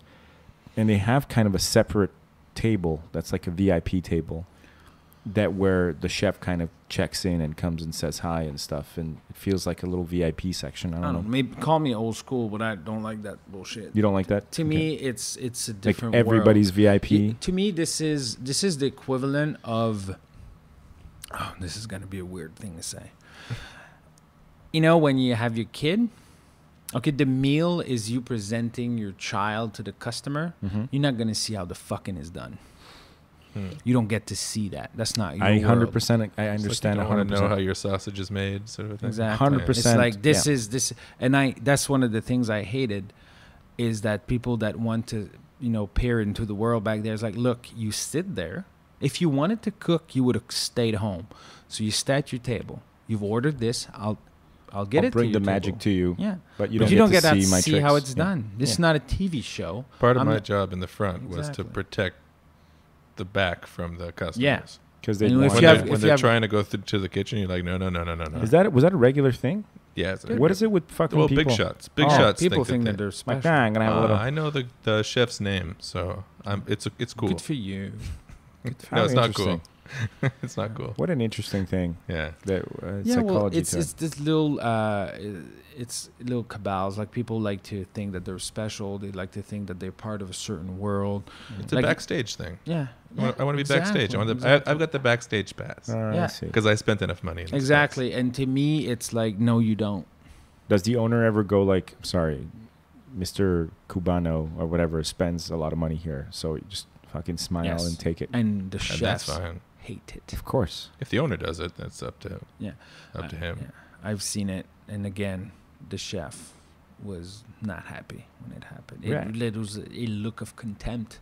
I learned what contempt was when I saw that. So why did you get out? May I ask? Like, what made you leave the service industry? First of all, I lost the passion for it. Like, at some point, like the hours and the salary and the effort didn't Didn't add up. add up anymore. So I kind of dragged my feet into it for a while, and at some point I remember I was it was between breakfast and lunch. I was working the early shift, and I was actually for once taking some time off just to, I was just in the front, joking around with one of the waitress there, another guy from the kitchen, and then the owner comes in and starts giving me shit on why is it that I'm taking a break. And I've never, for the whole time I worked there, never bothered him with the salary, never pissed him off with anything, never said a word. And then that day it was kind of an unwritten rule. Like, I'm not gonna piss you off with raises, which is very, like, in the cooking industry, they always, like, the owners always get pestered for more money by the staff. But I was like, my dad always said, la pièce à se paye. You need to pay for peace. So to me, my peace was like, I'm not going to piss you off with more cash, but let me do my fucking thing. Right. Like, you don't get to fuck. You don't fuck with me when I just take $5. So that day, he forgot that unwritten rule. And so I started arguing with him. And in the middle of the argument, weird thing happened. I turned around. I walked to his own office. And it was not a computer. It was a dactylo, a typewriter. And I typed my letter of resignation. And then I brought it back and I said, end of argument. That's it. And then he immediately changed. He was like, he understood. He saw that I had lost a passion for it. And so I just left it. I just walked out. And, well, not immediately. I mean, he asked me, like, you put me in a bind. Can you stay 2 or 3 weeks? And I said, sure. Like, it was not about him. Like, it was not the place. It was not him. It was overdue. It was just, I had promised myself I would change business, and it was the straw that broke the camel's back. Yeah, weirdly enough. Exactly. You never thought of running your own place, having your own? You have no idea how many times people told me that. Yeah. Well, first of all, if you start in your own place, you got to think that for the first 3 years, you're going to be working 6 to 7 hours a day. 6 or 7 days a week, 10 to 12 hours a day, just to get the place running. Unless, of course, like, and I'm talking about, startups. Mm-hmm. If you got an established chain, you can run a couple of places at the same time. You already have your staff that you're trusting, so you can send it, like, you can send a sous chef as a satellite restaurant to the other one. When you got the ball rolling, people don't work grassroots that way. But if you're starting from scratch, it's a motherfucker. Yeah, it's a way, like, you're most likely to fuck up your credit and your life and your... Yeah, there's that whole thing. Every time I see it occur, I think it's maybe because of the books I read and knowing you and hearing your stories and stuff over the years, but every time I see, like, a dead on arrival, you know what I mean? A dead on arrival restaurant. Mm. Like, as they're putting up the sign, you're like, this place is doomed. Yeah. and you're like, a little part of you weeps. You're like, that poor family. Yeah, that's a bad call, man. Like, they never... especially in this town. It's like when you see it, you're like, I can see this is a bad business already. You haven't even put up the sign yet. You haven't turned on the lights. I can already tell this is a piece of shit. And you've probably invested very heavily in this. Yeah, I see it all the time. What makes people keep opening fucking restaurants is what I don't know. Because of what I said earlier, people think it's easy money. Or, people from here think it's easy money. People are deluded. And people from other countries think that this is essentially all I can do, which sometimes is true. And in that case, I have more leniency for them because they're just trying to get something started. But sometimes they don't know the ins and outs. But the thing is that depending on where they start their business, sometimes it's the way around. If you, I don't know, if you're Pakistani and you start a like Indian style restaurant in the wrong neighborhood and you fuck up your arrival here in the country or your family's whatever savings they had, it's really sad. But that doesn't mean that it never works. But you have to choose it it's often people don't understand that they need to look at what's around that place. Will people come look around? If this is in downtown there's no Indian restaurants. There's a reason for that. Nobody wants to smell like curry doing the second half of their shift in the call center. That's a good point. People don't think about that. It's a very fragrant type of food and nobody wants to bring heavy. Back. Yeah. You're gonna fall asleep on the phone. So I mean but then again you got like some really, really awesome restaurants in other places. But then again, you know that first of all, the neighborhood is conducive of it, so on and so forth. So it's not just about there's no Indian restaurant in that part of downtown. Maybe there's a fucking reason for that. Maybe it's because there was before and it died. It died a horrible death. Yeah, exactly. I find like tapas is everybody's doing tapas now because it's like I feel like tapas represents. That was a couple of years ago. It's no, kind but of it's over the hill now. I'd still do it. Well, this is just my limited perspective here, but it seems like tapas is a big deal, or tapas style serving is a big deal because it's kind of like perfect for the indecisive kind of just confused. It's the perfect place for a confused person. You can hedge your bets. You'd be like the shrimp, and I guess I'll have the. It's also chicken extremely conducive to drinking at the same time. Kind of a bistro type of thing. You're getting small meals over and over again. You don't need a bunch of and those are not all of them. Some of them are actual restaurants but some of them are just like a little place where you essentially eat at the bar. And I'm not shitting on the concept. I actually like tapas style. Tapas style, yeah. But there was a point where it was saturated. Now it's fallen back down. It's less popular than it used to be. And I think it's because people saw that it's more expensive than you think. At the end of the day. They get that $100 out of you, exactly. $6 at a time. Because exactly, that's $6 to $9 an appetizer. But then if you eat 6 of it, and then in between those you got cocktails and and a wine. bottle of wine, yeah. And I see people walking right into that all the time. Yeah. And like, it's just wow. They're taking advantage of the fact that people are bad at math. Yeah. And just want to have fun. At some point, people start learning. But the thing is, I'm okay with you charging whatever you feel that is necessary to be charged. There's cost that comes with it. We spoke about it earlier. But there's always trends, that comes and goes. And the tapas trends here, I'm sorry, there's trends here. Because if you go to Europe, it's a whole other from situation. my experience, it's a situation. If you want a great table, you find great tables. If you want tapas place, you get that too here. But here, there's more of a. There's waves. Yeah. Fusion food being the worst of ever. The fusion, I fucking hate fusion too, because it's like it's like burlesque. It's the worst of acting and the worst of nudity. You're going back to one of our first episodes. That's right. Yeah. This is. I'm quoting my friend Steve. This nobody has ever described burlesque in a better way than this. I have to. Sorry. You're quoting Danny. Am I quoting Danny? Yeah. Is Danny? Yeah, I think Danny put it that way. Yeah, that was the best. It was like, he's like, I'm gonna get shitty acting and shitty nudity, so I'm getting nothing that I want. I thought that was on point. Yeah. I thought that was on point. Yeah, that's what fusion food is for me. Okay.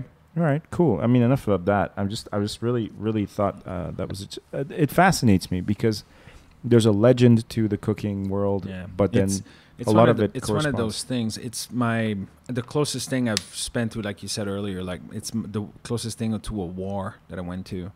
And as much as I'm happy that I'm out of that world, I'm also so happy that I lived it, that I did that I, the limits of how much I can endure, how many hours of work. And now it gives you kind of that, whenever you get a hard day at work now, if you think about how it used to be back then, like, this is nothing. This is not so bad. And it's even better when you get the kids like, oh my God, this job is so hard. And you're like, you have no idea. You don't know shit. Yeah, you don't know shit, boy. I remember the first time I went and worked post-restaurant in an office.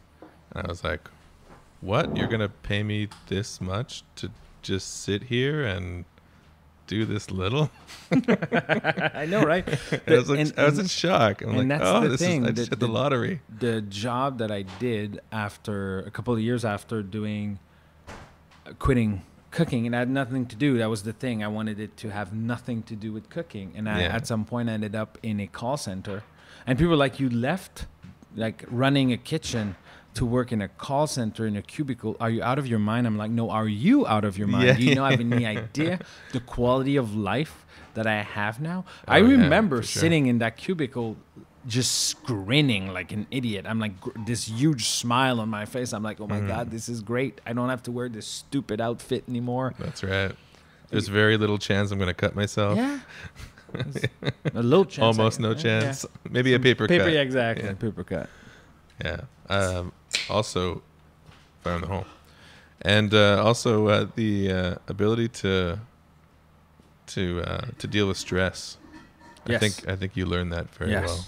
Yeah. And the different types of stress, right? Like office jobs tend to like you have this like soul crushing stress that you bring home with you, whereas when you're at the restaurant, it's more like a really short, very intense stress, and then once it's done until the next rush. Yeah, it's the feeling of urgency, and I actually carry that in my current work in the sense that sometimes when stuff needs just to get done, I'm the guy who's antsy at meetings or who's always like. Sorry. Yeah, I didn't know that was a thing. You did it when I. No worries, it's a thing. Yeah. Been initiated. So I'll be in a meeting and be like, why are we talking about work? Like, and of course, if you need to do some planning, obviously, but it's almost. I remember there's a period of my life where I was in meetings, and every meetings they would talk about how we had too many meetings. And I remember looking around like, is this the Twilight Zone? That sounds like a Black Mirror episode. Yeah. I'm like, am I the only person here who hears? And everybody's like clapping away. I'm like, are you guys just playing along because you want to keep your job? Am I the only one who realizes that it's the third meeting? They tell us that there's too many meetings. I think a lot of I think the majority of people in meetings are just happy to not have, because I think the thing about meetings is, apart from the person conducting the meeting, everyone's like, no, I'm not accountable for this hour and a half right now. Yeah. Right. There's that, and also this is true unless you're accountable for other work that's waiting to be done, and then it's piling up on your desk while you're away. My emails keeps coming in right now, and it's stressing you out. Yeah. What were you gonna say, Richard? There's also this thing where something happens at work. There's a problem, and then you're accountable to fix that thing. And a meeting seems as though you're doing something. Yes, right? But it's certain guys that are like that. Right. Like you get people that call in meeting just because it looks like work. Right. Or like you're responding to an emergency. It looks good on the action plan. Okay, because we had a meeting about it. On the timeline is like, you did the meeting. Exactly. And, you do need to do some meetings, but not that many. Meeting for meeting's sake. Exactly. It feels a lot like that. Yeah. One thing coming out of restaurants, too, is like, when people get stressed out at work and they're like, why are you so calm? It's like, this ain't shit. You haven't seen anything. Like you're stressed out about the cover on your TPS reports. There's bigger problems. This is nothing. This reminds me of nobody's chasing you with a knife. I was listening to Radiolab about they had this whole special about Bernie Madoff and the inner workings of the whole Ponzi scheme, like the greatest crime ever. Right. And they were talking about the 4 or 5 times where they almost got caught that nobody talked about. Everyone thought like, no, it accidentally happened at this time. But so they're talking about this one specific time where the right-hand man to Madoff is being visited by the surprise auditor's visit, right? So all these high-powered auditor guys are in the office.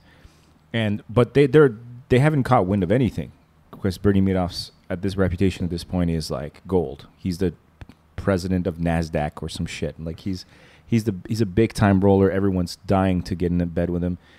And one of the auditors, like some junior asshole, is just like, oh yeah, can we see your trade report? Your PS2. Yeah, if you don't mind.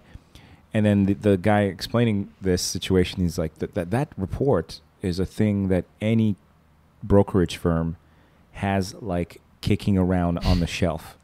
He's like, but we were a bullshit outfit.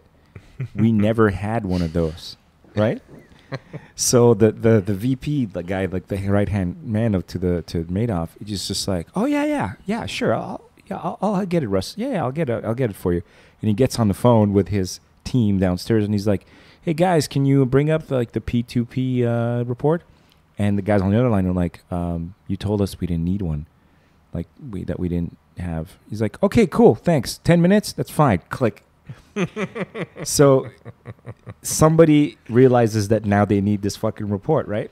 So VP guy goes back to the auditors and starts like, soft shoeing them and like, hey, you know what? I realized I didn't offer you guys any refreshments. Right?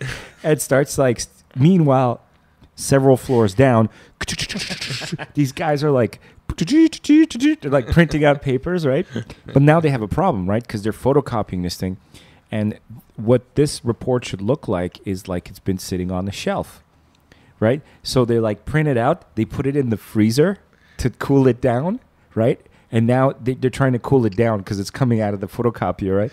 And then the guys are coming down to see it, but now it looks too new. So they start like playing football with it. Like they're like go long, and they're like throwing it across the office and they're batting it and they're like dancing on top of it, folding it, like whatever. And then they just handed it to the right on time, right? To the guy. And the guy's like, oh, here it is. And he's super cool under pressure, right? And he's like, yeah, sorry, we misplaced it. And the auditors are like, everything seems fine here. Okay, I'll see you next year. All right, see you guys. Bye. Thanks. And like everybody's like,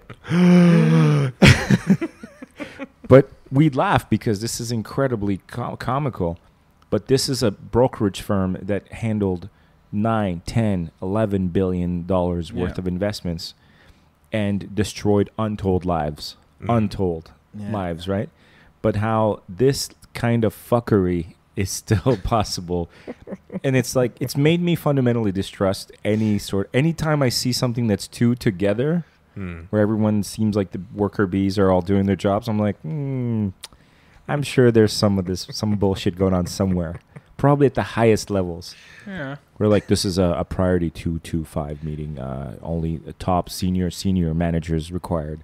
And we certainly have the experience of having them being managers and going into meetings with upper management and seeing that the emperor had no clothes, essentially. Oh, yeah. Like a motherfucker.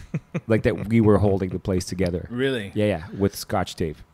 Okay. And the power above was not only not doing it, but was criminally incompetent, you know? And proud of it. Yeah. Like believing. What's in Hitchhiker's Guide? The President Zaphod Beeblebox, who's the President of the Galaxy, and it's just this narcissistic.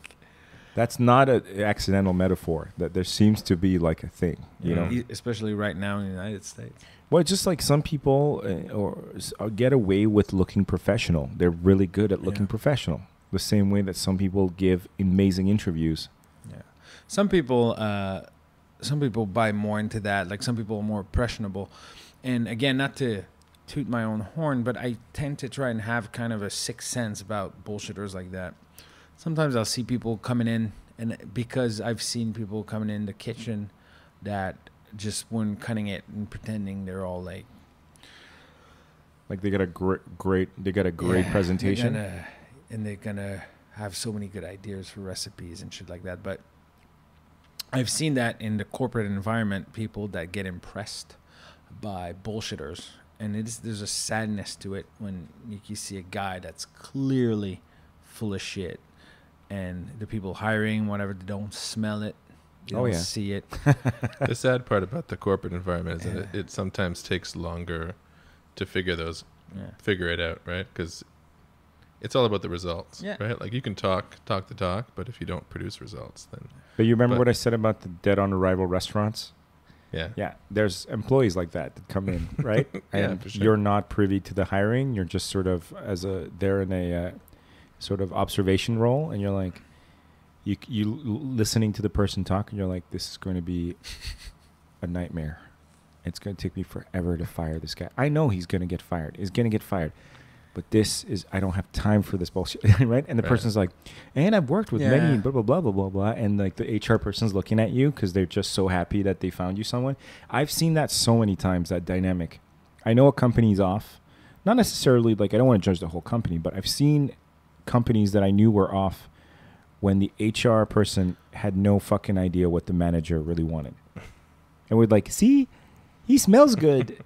I brought you one, right? And then the manager's like, this is not what I asked for. What is this? This person doesn't have. Do you even know what we do? His CV's tattooed on his back. Like, what did you bring me? what the fuck is this? Okay, all right, we'll call you back. We'll call you. We'll call you. Thank you for coming in. Manuel really liked you. You're like, really? He did? Yeah. And you see the guy like fucking kicking his desk like in the other room. And like there's a disconnect. This is the part of the podcast where I can't talk about. Yeah, of course. And you shouldn't have to. You shouldn't have to. We didn't mention the reason you're actually sitting here today. And I think that's a beautiful thing. It's like Wolverine's origin. We should have never revealed it. We shouldn't talk about why you're actually sitting here, except for the fact that I think you're an interesting guy and you have some cool stories to tell. I feel like before we go, I do need to touch on this because I knew you two guys were going to hit it off on this score. It's like this guy is a crazy Sam Harris. Like, I'm not going to call him a disciple. Would you call yourself a disciple? Well, I mean, I'm sure that Sam Harris would disapprove of anybody calling him a disciple. Very likely. But I'm a huge fan of the Four Horsemen of Atheism. Again, ironic as a name, yes. Yeah. Yes, so ironic that they didn't give to themselves. That of course, they would never. Yeah, exactly. Right?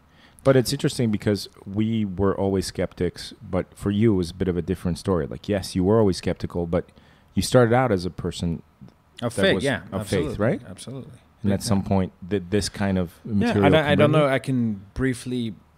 Yeah, take us through it. I mean, you'll be back on the show, that's for sure. But you take us through it. The thing that happened is that I was brought up Christian Catholic. I went to Catholic school, but I remember. This was a struggle. I still believe, like, I remember feeling bad when I would blaspheme and stuff like that. But then again, I would question, like, okay, so when did Jesus die again? And then they'd say he never died again. I'm like, so he's still around? And they're like, no, he ascended to heaven. I'm like a ghost? So he's not resurrected. He's just a ghost. Yeah. Because he's the Holy Spirit. And then the teacher, I remember that. I was like in fourth grade, and she didn't know how to answer those questions. And so it went like that for years. And like it kind of eroded throughout the years. I was becoming what I would refer to spiritual non-religious, but I still believed in, a prime mover and stuff like that. Mm-hmm. And then when my son was born, I had a bit of a crisis of faith because I figured, well, okay, so if I'm wrong and I quit my faith and I go to hell, then it's my problem. But I don't want to do this to him. So like maybe I should get him baptized just to hedge my bet. But then I was like, well, if I'm doing this to hedge my bet, I need to look into the other religions. What do they do to... Who's got the best package? Or should I do the whole thing? Like whatever, all the three Abrahamic do, like whatever Hindus do, so on and so forth. And in my quest of finding out the best protection from hell for my son, I realized that this was complete bullshit. And then I became kind of a militant atheist for a while. I still sort of kind of am, but that's what you get when you start religious and then you flip on the other side. You kind of weaponize yourself to some extent. Ironically, yeah. And then it kind of led me to...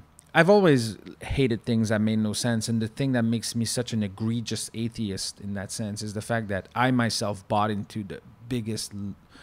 That's the thing, is that... You're a little pissed off. Yeah, I'm pissed off at myself because I hate bullshit, but the biggest bullshit in the world, I bought into it for all those years. Right. But I mean, it was fed to you since you were my parents were not aggressive Christians, but it was still my taken as a... It was taken as a I had to go given. to church and all that. Did you have to go to church? I went to Catholic elementary school, so I had to go to church and do confession and all that kind of stuff. Yeah. Okay. At that time. But no, aside from that. But I mean, even if it wasn't forced upon you, it was still treated as a given, right? Like it was just like, there's a reason we still say Jesus Christ when we're pissed off. Yeah. My household was not very particularly religious. Okay. My dad's Catholic, my mom's Protestant. They weren't allowed to get together. That was not a hot topic, is what you're saying. So they had kind of made the decision like, okay, we'll baptize him, but we won't do anything else. So I'm technically Christian. And then when I was 18, I was supposed to decide which one I wanted to be. You're like, none of the above. Yeah, pretty much, yeah. Yeah, exactly. Yeah, this seems like bullshit. And being thrust into the Catholic school when I wasn't Catholic and not able to participate, like forced to participate where I didn't want to participate, and not being allowed to participate where I wanted to, yeah, that didn't help. Yeah. It seemed like bullshit. Yeah, no, I mean, Harris is coming in September, July? In Toronto, is going to be there in September. Mid-September. Is he pushing a book? What is he doing? Actually, he's just doing kind of a... refresher. Essentially, I think that what he's doing right now is that he's trying to start some sort of movement of like to get people to, well, essentially what he's been doing for a long time, but I think he's just trying to keep that ball rolling. He's recently talked about how Peter Singer, who he's a big fan of, is writing a new book, and from what Harris hinted, the book is about on how we need to get this new renaissance going, like the people that actually want to talk about real things, that care about empirical knowledge, through it over like facts over feelings, so on and so forth. And I think he's just trying to keep that ball rolling by doing a bunch of talks. He's starting to get more and more involved with the podcast because he figured out that's how he reached the most people, and it really boomed in the last 6 months. Has it? Oh yeah, because the Waking Up podcast. Yeah, because what happened is that at some point he was talking about the on how he doesn't like to do ads. He refused to do ads because the only ad that he had was Audible, which is the audiobook. Right. Because the only reason why he accepted Audible to sponsor his podcast because he actually uses it. Then he realized, I don't even know if people should use that. Should they? So he decided to cut all sponsorship and said, I'm going 100% with donation. And I was like, I'm down. So I started supporting him. Like on Patreon or? You can do it on Patreon. I support him directly through his website. And then he started talking about how many people, like the percentage of actual people, and he gave real numbers. What's the percentage of people that support me? And then it just snowballed when people realized the difference. He really said, nobody can tell me what I can talk about because nobody's sponsoring me. It's not a YouTube situation. And he's just starting taking off. And he's been, at least I would say, double the output of podcasts that he do. Nowadays. Because he's completely free to talk about whatever he wants. A, he's free to talk about what he wants. B, he's starting to get attention, so he's getting better guests. 3, he's making it profitable. He's talking about using that money to go meet the guests instead of Skyping over with them. And those tours, I think he's going to record a podcast live, which he did when I met him in November in LA. That's what they did with Richard Dawkins. They had 2 nights, and he released those as podcasts after that. Yeah, that was a funny thing. You went there with a friend, and your friend ended up showing up. So I told my buddy who got me into them when I started getting this whole Crisis of Fate episode. He's the one you should look into, Christopher Hitchens, Sam Harris, so on and so forth. And I told him last fall, I said, oh, by the way, Sam Harris, Richard Dawkins are having a talk in L.A., like, haha, that's so awesome. He said, dude, we got to go. And I said, I can't just ditch my family and go to L.A. for a couple of days to watch a talk. And he's like, I'll pay you the plane ticket. And shout out to Adam. And so he ended up falling ill just before the trip. So he couldn't make it. So I was alone in L.A., and so I had a bunch of time to myself. And the day that the talk was happening, it was at the Alex Theater. I think it's in Pasadena or something. And I had nothing better to do. So I bought a book, and I'm first in line. Like, I just show up there. It's a beautiful afternoon. I got a Mickey of bourbon in my bag, and I'm reading a Peter Singer book, waiting to get in. And I'm like, I'm going to be first row. I'll be right there in front of them. And as I'm standing there and people start to show up, there's a guy that walks up and he says, my friend was ill. The guy that was supposed to come with fell ill, just like he hurt his back just before we got here. So I got an extra ticket with the VIP meet and greet before. It's worth $200. He didn't have to tell me. I knew I tried to get one. It's $250 a ticket. And he says, I'll sell it to you for half of that, $120. So I scrounged the guy for like $85 US. And I'm like, I got $85, man. I couldn't have done that if Adam would have been with me because we only had one extra ticket. But then I was like, fuck it. So I threw everything I had. And the guy says, I can't take $85 for this ticket because I want you to have some money. So just give me $50. I want to go right now. So I give him $50. And from chilling on the street, within seconds, I'm like, holy shit, I'm going to meet Richard Dawkins and Sam Harris. So we go there and there's massive security. I'm just foolishly bumbling over myself, trying to like get everything out of the bag. Like, you know, I didn't know I was going to take a flight. It was like airport security type situation. It was really weird because it's airport. Everybody's like in a nice suit and everything. And they're super nice to me.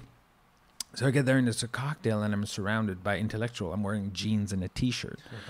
And I'm there with the Center for Inquiry, like board of director, where I'm talking to, like, clearly these guys could think their way around me any day, but they made sure I wouldn't feel out of place. And at some point we're talking and my heart rate is jacked because I'm looking around like they're going to be somewhere at some point. And I'm like, you know what? It's bar open. I'm going to go nice glass of Chardonnay. I'm going to calm my nerves down. So I'm waiting at the bar, waiting to get a glass of wine. And from peripheral on my left, I turn around and Richard Dawkins is standing right next to me, his hands in his pocket with this Oxford swagger smirk in his face like, oh, yeah, hello. Hello. And I just start starting to muster a sentence, try to explain to him what his work means to me and whatnot. And mind you, the reason why he started this was twofold. He had fused his Richard Dawkins Foundation for Reason with the Center for Inquiry. They became just one charity now. So he was kind of doing this tour to do that. But at the same time, I had the feeling it was like, look, guys, I know I had a stroke in February, but I'm fine. And holy shit, is he fine. Like in his mid-70s, like, and I'm trying to jam a sentence, and then as I'm trying to explain to him that of all the, you know, how I came to know him and stuff like that, he just noticed, and I'm holding it in my hand, I'm not showing it to him. He's like, that's not one of my book, is it? And I'm like, oh my God. Hey, you felt like an asshole. I'm holding a Peter Singer book in front of Richard Dawkins. Fuck. And he's there with his, like he has a Sharpie in his hands. I feel like a complete fucking fool. And so as I'm stuttering, trying to explain to him, I didn't know I was going to meet him, something crazy happened. First of all, he realized I was intimidated, so he stopped picking on me immediately. And from my accent, he realized that I was French Canadian. And if I was French Canadian, I was Christian Catholic. And then he as soon like he extrapolated like everything, like just in a half second while I was trying to talk. And then he says, because I was trying to tell him the story about my son, so on and so forth. And then he picked up that guy's Christian Catholic. So he said, don't worry about the Catholic. And I didn't tell him. He said, don't worry about the Catholicism, because if you get baptized Anglican, you could dilute it. And as I'm trying to wrap my head around this whole thing, like this entire thing just lasted maybe a minute. I met him very briefly. And I didn't even remember to. It was a funny joke, but I didn't remember to laugh because and then somebody took a picture of me and Richard Dawkins together, and and then, that look on your face. Yeah, like, and essentially I have the picture, man. It's and you look like you're being arrested. I got this weird like, is this real life type of and then he walks away and he's just mingling with people, and I'm like, oh my God, this was so nerve-wracking and awesome at the same time. Yet you've been in hostile kitchen environments. Yes, this was, dude. I've very few time in my life I was so excited to meet them, and then I'm like, I still need to meet Sam Harris, which is a super nice guy. I got to talk to him a little bit longer. I feel like he's short. Is he short? He's short. It feels like he's little. He's shorter than me. He's not that tall. And he's a super nice guy. Somebody took a video of me talking to him, and I have that on my desktop at all time. I watched it like 6 times. I'm such a fanboy. But yeah, he's, it's not an act. Like he's really, and you could tell I was nervous. Like, I mean, I watched the clip. Like you can tell Sam Harris knows I'm nervous, and he's just trying to be like friendly and everything. And You made a little joke when I told him about the story about how my son ended up being, because of them, the first person in my lineage who did not get baptized, who was not indoctrined into superstition. And then he started laughing and he said, "Oh, nice, but apologies to grandma and grandpa, I guess." Yeah, he knew what the deal was. Exactly, because he laughed and then he was like, "Wait, some people in your family don't think that's funny." Yeah. But he was super, super nice. Well, in a way, he just you were exactly the type of person he's trying to reach, right? Like he meets one of us, he'll be like, "Well, thanks for coming, but you kind of know what I'm talking about already, right?" Yeah, I'm preaching to the choir. Well, this guy over here, he made the transition. I had something to do with that. Awesome. That's right. He converted you. Yeah, and they actually minutes after that, Richard Dawkins mentioned the fact that he had met people during that day, and he said, "You have no idea how good that feels when we hear that." Of course, because to them it's people walking away from bullshit and starting to think in terms of, real things. And a lot of people ask me like, you didn't feel like asking him like some sort of deeper question. Well, first of all, I was just trying to hang on for my dear life. Yeah, you weren't supposed to be there in the first place. Exactly. I had nothing prepared, so I said the only thing I can tell them is how much their work meant to me. I'm gonna meet him again in September, probably very briefly, but you ready this time? Yeah, but then again, what are you like? It's not like I'm gonna get like a dent in his Dunbar number. He's not gonna start remembering me. But I mean, I've had this attitude towards. I've always had this thing with celebrities where whenever I've met one, and I've run into a inordinate amount of celebrities in my life accidentally. I just have a way of bumping into the people, like I'll go to, that place that's down the street from. What's the biggest deal? That grocery store gourmet place down the street on Maisonneuve. Oh yeah. I forget what it's called. Right. First time I stuck my head in there and looked around, like I came face to face with Michael Fassbender, and I was just like. Whoa. I just looked at him. I'm like, I just pointed at him. I didn't say anything. I just pointed at him, and he just like nodded. Yeah. And I shook his hand. But even then, when I saw him, I was like, dude, I think you do great work. And I got the feeling that meant more to him than probably like a million. Like, oh my God, I love you, right? Because at the end of the day, we have to, if we get over the excitement of meeting someone whose books we read, or someone who's like a fictional character in our world, until we came face to face with them, we realized that they're just men. They're brilliant men. Yeah. They've had a huge impact on you. But if you can push that aside, like my only interest in meeting someone I'd admire would be to ask them a question that I would ask Richard. Right?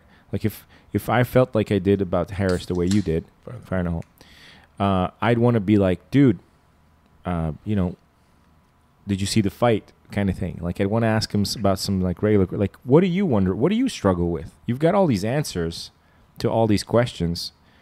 What do you make of this? Like, what do you make of that? Or, because what we do is like, we're like, well, I can't possibly challenge him on atheism or any neuroscience because he's like a chief in those arenas. Like, I feel like the greatest compliment, I'm bringing it home here. The greatest compliment you can pay to a person you admire is to treat him like a regular person. I agree. I feel like that's it. Because they get a trillion of the like, oh my God, can you sign my arm? I'll tattoo it. Oh my God, the book in my back, and my mother. And they start crying, right? So like the one person that looks you in the eye and be like, dude, you write some great shit. Thank you very much. It's made a huge impact on my life. Who do you like? In baseball, or who do you like? I know you're into UFC. Who do you like for this fight? Or what keeps you up at night? Like, you've got all this other stuff figured out. What is it that you're not sure about? That kind of shit. Like, I feel like that's an opportunity, and I feel like that's very important for people like that, especially that have huge followings, to help them stay human. Because especially these guys, they're fighting days like a religious. Admiration. They're fighting idolization. There's a reason why there's securities, because there's people. Okay, can you talk about that very briefly? Like, how much security are we talking about? Okay, well, when we walked into the theater, there was from what I saw, there was four security guards and they're metal detectors, like the airport standard, not the little boop boop yeah, thing. yeah, like, the little threshold. You have to empty your pockets, just like at the airport. So that means there's like a credible reason to do it. Well, yeah. I mean, these guys are saying that Muhammad was not a prophet. Yeah. That alone That alone is a threat in your life. And the when we got when I spoke to both of them, they were always with 2 security guards walking around them. And when they were giving the talk on the stage, I noticed there was undercover. It was the same guys, but in plain clothes, in the assistants, they're sitting in the crowd. Yeah, in the crowd, just to make sure that nobody was gonna make a run for it, kind of thing. Exactly. And so there was, and you could see it on the. If you'd see the video of me talking to Sam Harris, there's a 6'3" guy behind him, never ever takes his eyes off of me the whole time, because I'm a twitchy guy with big arms. He doesn't know what I'm gonna do, and tattoos, and he doesn't know, what kind of fan I am or whatever. If I'm crazy. If at any point because those guys kind of they'll snap on a dime, right? Be like, yeah. And they'll just pounce on the fucking people, man. I always think about that bit with Christopher Hitchens when he's talking to that really sweet religious guy that he respected. I forget his name. And then they go to crowd questions, and there's some guy with a like a ponytail and glasses, and once again, like that restaurant that's opening that is dead. The second they turn the camera on this guy, I know he's gonna be a truther. I know he's going to be one of those G8 summit protester types. Right. And he starts rambling madly. And Hitchens figure him out in a half second. But those are the best shutdowns. I've got no time for you. Yeah. No. Take him out. Sorry, sir. I will not waste my time. No. Yeah, well, you never know when you're meeting the public, right? You can be, 1 second you can be just oh, I love your work. I'm all flustered meeting you and stuff, and it's because I believe that if I kill you, I'm gonna steal your power. Yeah. That same person that just told you that you mean the world to them would be and no one can come between us and our love, and the only way we can be together is death. I want your head for my mantle. Because that's what'll happen if you deal in religion, you deal in anti-religion, you deal in high-powered things that motivate nations. You're going to I would have a Gaddafi style, specifically because he had women. Yeah, an entourage of ninja women. Yeah, I think that was a good way to go. For whatever else he did wrong, he had swag. Well, when this podcast finally breaks through, we'll have our ninja entourage. Our ninja entourage. I want elite small people. That's my thing. I want to be like Mark Anthony in Rome. Okay. I want to have at minimum one really strong small person following me. What's with you and lethal small persons? I think it may harken back to my young age. Apparently, I knew a small person or when I was a kid. Some weird corners of your mind. I don't know. I just think it's a testament of your power if you have a hulking small person next to you. I don't know why. It's a weird thing. Just before that's my fetish. Just before we get into that, I wanted of all the things after the fact that I thought that I could say to either one of my heroes, the funniest thing I thought, because I know genuine questions that would have, mattered to their like they might have their fields or whatever, and some stuff that I would be genuinely interested in, not like some droning repetition of something they've answered before. But one of them was, I want to tell Sam Harris a joke. Says, Sam, you're an intellectual, you're a doctorate in neuroscience, you also do martial arts, you're also a trained small arms marksman. Oh, that's right, he's a marksman. Yeah, and so they should do some sort of movie about you, you're some sort of new Renaissance kind of man, James Bond thing, and the villain could be Reza Aslan, and he could be played by Ben Affleck. I'm sure that would make him laugh. Of course that would. Fucking Reza Aslan. Dude, did his book come out yet? Islam and the Future of Tolerance? That came out a couple of years ago. I think that... It's Reza's book? No, it's Majid Nawaz and Sam Harris's book. Okay. That came out a couple of years ago. I think... I haven't read them in chronological order, and I still am missing maybe two. I've not read Future of Tolerance, and Letters to a Christian Nation yet. I've read all the other books. There's one of his books, actually, that I truly recommend. It's super digestible. It's called Lying. Lying? Mm-hmm. And he just makes a case for never lying. And it's a strong case. Why you should always say the truth? Always say the truth. And that sounds like a good read. It's a like an hour and a half audiobook. That's like $4.99 on Audible. It's super digestible. Like I've listened to it twice already. It's super because Sam Harris writes in he's not an erudite. He likes conversation, so he writes in a way that are easy for people to absorb. Yeah, he puts it in layman's terms. And this is just this really quick book that ever since I read it, every time, because the minute you notice how often we bend the truth, we don't realize how often we do it. We just do it so casually, often for no reason.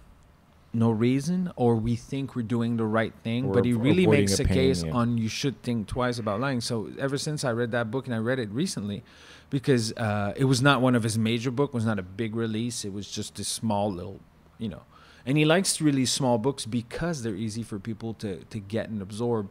Mm. But his publishers don't like it because it's hard to make money on small books. Mm-hmm. So I truly recommend it because it's super easy and you get the feeling of what kind of guy he is. My favorite Sam Harris book, though, is the actual Waking Up book. It's his third book, I believe. And it is probably my favorite, is the one that tackles meditation. And it's a fascinating read. I almost ran out of gas on the highway listening to that audiobook. Yeah, that's how immersed you were? Yes. Okay. And at some point, a light was red, like it was almost at empty. Dashboard. Yeah. And so, if people want to know that guy and, take the second look at the guy who people sometimes will say some alt-right that's, I love these guys where people on the right think that Sam Harris is a liberal and people on the left think that he's a fucking alt-right. Nobody knows what anybody is. Exactly. If people can't pin you down that well, I want to know about you. It's true. But I think it's also like the madness reaching a critical mass. Right. Like there's where we created so many flavors that we don't know what the fuck we're doing anymore, and we're just going crazy and we're just running around. I look at it. It's reaching critical mass. I'm looking at it in a much more simpler way. I think it's just the new tribalism. I think that's what it is. I think that the digital age, people are like, this is a conversation I've had before, and people ask me like, what happened? Like, why are all of a sudden we see all these crazy people? I'm like, idiots have been around since the dawn of time. It's just that now they have high-speed internet. And they can, back in my day when there was a weird guy that could only lie, like a mythoman, somebody who doesn't know how to tell the truth. He definitely has some brain defect. I grew up with a guy like that, went to high school with him. Yeah, pathological liars. We all knew it. We all met him. And they were isolated by lack of technology. Now they get to go in a forum and talk about flat earth and bullshit like that, and they get to have a community of people and rally on together and get some sort of critical mass that people have to address. Like fucking people like Neil deGrasse Tyson has to waste this fucking time telling people the earth is not fucking flat. Why are we having this fucking conversation to begin with? Gabriel Garcia Marquez, I think, made this argument. He's like, the tragedy of 21st century is that for all its technological advances, the internet has elevated the pub drunk, like literally the tavern drunk, has given them the same platform that a neuroscientist or a geologist, or let's get away from academia, but like from people with accrued authority. It's because people weren't ready for that situation. Back in the early evolution, we had our mode of communication was few to few. It's just us talking together like we're doing right now with no microphone. And then it was few to many, radio, television. A few people controlled information, and back then it was for the better or the worse. Like it was bad because only a few people get to control the information for many. But if we install some sort of fail-safe, we can actually count on the people. Well, few. At the very least, it's sustainable. Yes. Now we have many to many, and everybody thought that many to many would be the opening to this great freedom, which they weren't wrong, but they didn't. They opened the gates of hell. Like at the same time, like everybody has this is what I tell. People shouting at the internet gave everybody a voice without thinking if anybody had something interesting to say. Yeah, that's the thing. Yeah, that's the difference. And remember that point I made to you. Sorry to interrupt you. Finish your point. No.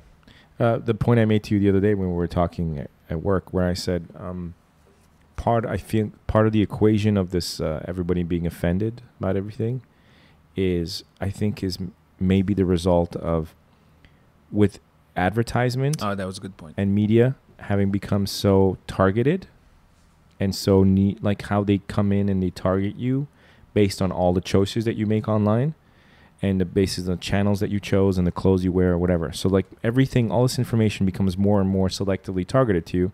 But that's given people the wrong impression, the mistaken impression that all communications were meant for them. And the minute that something is off in terms of the values or the direction it's coming from, it sends them into a panic. You're in an echo chamber whether you tried to be in one or not. Yeah, but the idea that like everybody should be able to get their burger their way and everyone should be able to get their shoes and customize everything has given people the impression that now every time an intelligent person speaks or every time a communication is broadcast, that it is meant for them. And the minute it's not, they're outraged. Like the idea that this is not meant for you people don't want to accept that anymore. That this meeting about neuroscience or atheism or whatever, you don't have to attend it. Like that doesn't compute. They're like, of course, I should be attend to everything.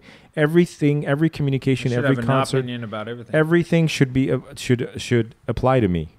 And when it doesn't, then they're like, I'm being discriminated against. I think there's definitely, that's sort of the way that social media is put together, right? It's engineered to invite you to comment and to like and to interact. And in fact, like everybody who's paying for your attention or creating content is measuring their success based on the level of interaction. So yes, I would agree that is a thing. Another point that you had made at one point was that the kind of malaise that everybody feels is that they feel as though they need to have like a fully developed kind of political opinion on everything that comes up in, like everything in the world. I think that's true as well. And you think it's a bad thing? Well, I don't necessarily think. I mean, go ahead. I don't necessarily think it's a bad thing. I think it might be part of our evolution as a species. But the point it's tough. Just to be clear on what he's talking about, the point I made was that I felt like a lot of the suffering and frustration that leads people to shit post and to say stupid things, when in fact they have the option not to even to get involved in a conversation, is that there's this pressure where people feel that they need to have an opinion on everything. Hugo, tremendous pleasure. Thank you for coming. It was my pleasure. I hope you had a good time. And fire in the hole, guys. Fire in the hole.